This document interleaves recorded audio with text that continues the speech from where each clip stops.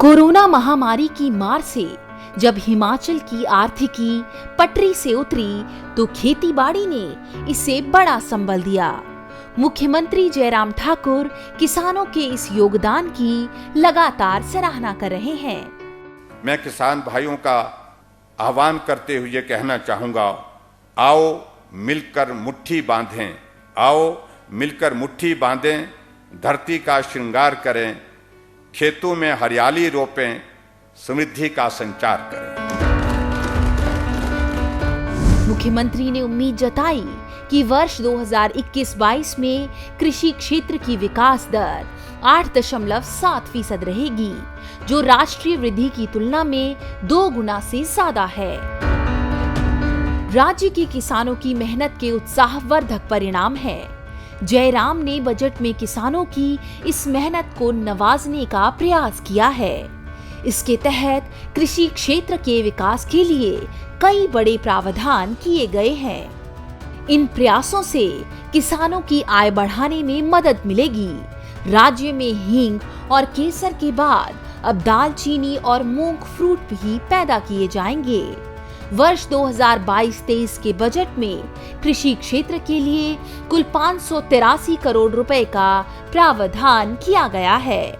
किसानों की फसलों के वाजिब दाम मिले, इसके लिए राज्य में 11 स्थानों पर अनाज की खरीद शुरू की जाएगी। साथ ही 4 नई अनाज मंडियों का निर्माण किया जाएगा। राज्य के 13 मार्केट यार्डों को और सुदृढ़ किया जाएगा। पुष्प क्रांति को बढ़ावा देने के लिए एक और फूल मंडी बनेगी। प्राकृतिक खेती के लिए हिमाचल को देश भर में मॉडल राज्य बनाया जाएगा। राज्य में 50,000 एकड़ जमीन में प्राकृतिक खेती की जाएगी।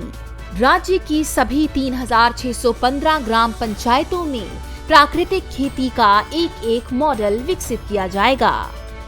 बागवानी में विविधता लाने के लिए स्वर्गीय श्री सत्यानंद स्टॉक्स की कर्मभूमि शिमला जिले के कोटघर थानादार व उसके आसपास सत्यानंद स्टॉक्स ट्रेल बनाया जाएगा।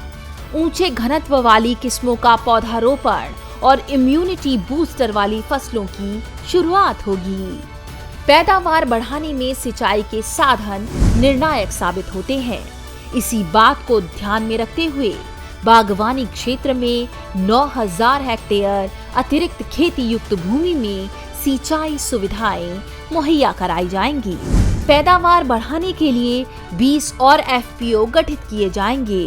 पराला मंडी में फलों और सब्जियों के भंडारण के लिए नया कोल्ड स्टोर बनेगा। इस पर 91 करोड़ रुपए खर्च होंगे।